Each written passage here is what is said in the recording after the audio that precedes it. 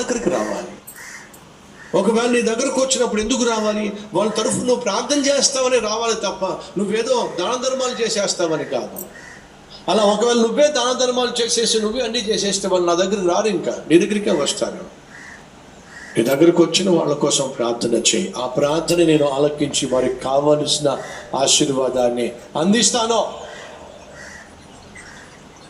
నిన్న ఒక 12 బిడ్డను ఆ తల్లి తీసుకొచ్చింది. అన్నయ్య 12 సంవత్సరాలుగా మాకు పిల్లలు లేరు అన్నయ్య.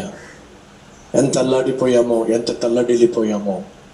ఆ స్థితిలో మేము ఒకరోజు మీ దగ్గరికి వచ్చాం. 12 సంవత్సరాలుగా మాకు పిల్లలు లేరు అన్నయ్య, దయచేసి మా కోసం ప్రార్థన చేయరా అని చెప్పి అడిగాం. ఆ రోజు మీరు మా కోసం ప్రార్థన చేశారు. మీ ప్రార్థన దేవుడు ఆలకించి 12 బిడ్డను దేవుడు అనుగ్రహించాడు. ఇది దేవుడు ఆశిస్తుంది. సహోదరులు సేవకుడిగా నేను ఉన్న కారణం ఏమిటంటే మీ కష్టాన్ని అర్థం చేసుకొని మీ బాధను నేను కూడా పంచుకొని మీ తరఫున నేను ప్రార్థన చేయడానికే ఉన్నాను తప్ప ఆర్థిక సహాయం చేయడానికి కాదు. ఒకవేళ అలా చేయటం నేను ప్రారంభించినట్లయితే మీరు ఇక దేవుని దగ్గరకు వెళ్ళరు, తిన్నగా నా దగ్గరికే వచ్చేస్తారు.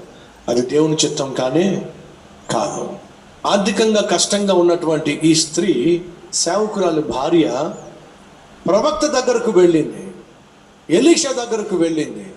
అయ్యా కష్టం వచ్చింది, సేవకుడు చచ్చిపోయాడు, పిల్లల భవిష్యత్తు ప్రశ్నార్థకంగా మారింది, ఎలా బతకాలో అర్థం కావటల్లా, ఇది మా సమస్య నాయనా అని చెప్పి ప్రవక్త దగ్గరకు వచ్చిన కారణం ఏమిటంటే ప్రవక్త దగ్గర బ్యాంక్ బ్యాలెన్స్ ఉంది అనుకుంటున్నారా? లేదండి. మరి ప్రవక్త దగ్గర భవిష్యత్తును బంగారంగా మలచగలిగిన దేవుని వాక్యము ఉంది.